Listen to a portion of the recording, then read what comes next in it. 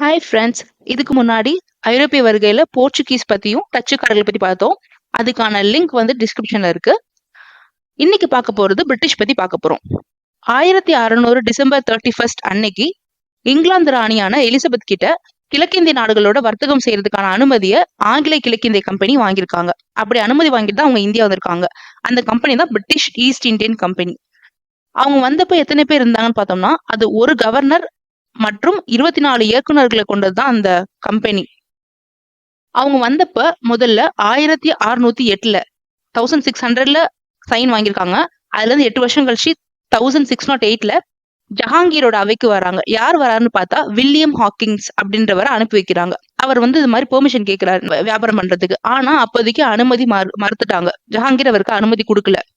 அதுக்கப்புறம் அவங்க என்ன பண்றாங்கன்னா வந்துட்டு சூரத் நகர்ல வந்துட்டு வணிகம் அமைக்கிறதுக்கு வந்து அனுமதி மறுத்தனால 1611ல மசூலிப்பட்டினத்துல அவங்களோட வணிக மையத்தை ஸ்டார்ட் பண்றாங்க. சோ அவங்க ஸ்டார்ட் பண்ணும் போது ட்ரேடிங் சென்டர் எங்கன்னா மசூலிப்பட்டினத்துல. எப்போன்னா 1611 பண்றாங்க. அதுக்கப்புறம் மறுபடியும் சர் தாமஸ் ரோ அப்படிங்கிறவர் வந்துட்டு ஜஹாங்கீர்கிட்ட போயிட்டு அனுமதி கேட்கிறாரு. எப்போன்னா 1615ல மறுபடியும் வந்து கேட்கிறாரு சூரத் நகர்ல வந்து வணிக மையம் அமைக்கணும் அப்படின்னு சொல்லிட்டு. அப்ப அவர் வந்து ஓகே சொல்லிடுறாரு.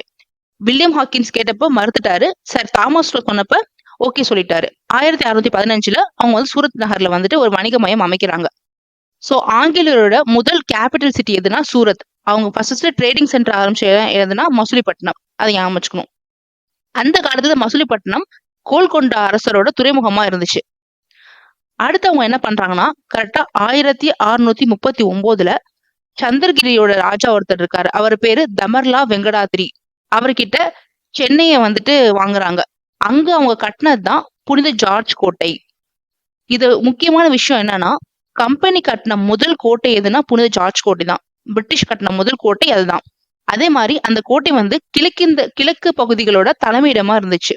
இந்தியால கூட கிழக்கு பகுதிகளுக்கு தலைமையிடமா அவங்க அதை வச்சுக்கிட்டாங்க. அடுத்து 1652ல அவங்க என்ன பண்ணாங்கன்னா சென்னையை ஒரு மாகாணமாக்குனாங்க.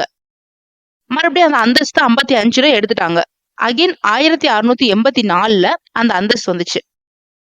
அடுத்து என்னன்னு பார்த்தோம்னா 2ஆம் சார்லஸ் வந்து போர்ச்சுகீஸ் இளவரசி வந்துட்டு திருமணம் பண்ணிருப்பாங்க. அப்ப அவருக்கு வந்து சீரா வந்துட்டு பம்பாய் தீவை வந்து போர்ச்சுகீசியர்கள் இந்த பிரிட்டிஷ்காரங்களுக்கு கொடுத்திருப்பாங்க. அப்படி வந்த அந்த பம்பாய் தீவை 1668ல இந்த கிழக்கிந்திய கம்பெனிக்கு அந்த சார்லஸ் ராஜா வந்து கொடுத்துருவாரு. சொல்லி வணிகம் செய்யறதுக்கு கொடுத்துருவாரு அவங்க கிட்ட. அப்படி அவங்க வாங்கின அந்த பம்பாய் தீவை வாங்கிடுவாங்க. எப்போ 1668ல 1690ல சுதநுதி அப்படிங்கிற ஒரு இடத்துல ஒரு ட்ரேடிங் சென்டர் ஆரம்பிப்பாங்க அவங்க. அந்த 1690ல 2 விஷயம் அவங்க பண்ணுவாங்க. ஒண்ணு, சுதநுதி அப்படிங்கிற இடத்துல ஒரு ட்ரேடிங் சென்டர் ஆரம்பிப்பாங்க. அதே 1690ல டேவிட் கோட்டை, கடலூர்ல இருக்குல்ல அந்த டேவிட் கோட்டைய பிரிட்டிஷ் கட்டுவாங்க. இந்த ரெண்டுமே அந்த 1690ல நடக்கும்.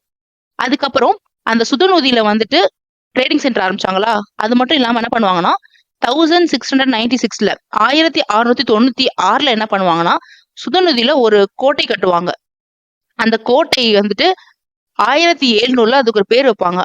அதுதான் வந்து வில்லியம் கோட்டை அப்படின்னு சொல்லிட்டு 1696ல அந்த கோட்டை கட்டுவாங்க. அதுல இருந்து 4 வருஷம் கழிச்சு 1700ல அதுக்கு பேர் வைப்பாங்க. அந்த கோட்டை தான் வில்லியம் கோட்டை அப்படின்னு சொல்லிட்டு. இப்போ அந்த டைம்ல வந்துட்டு கல்கத்தாங்கிற ஒரு டவுனோ சிட்டியோ இருக்கவே இருக்காது. அது எப்படி உருவாகும்னு சொல்லிட்டு பார்த்தோம்னா, இந்த சுதநுதி, காளிகட்டம், கோவிந்தபூர் அப்படிங்கிற 3 கிராமங்கள் சேர்ந்து உருவானதுதான் கல்கத்தா.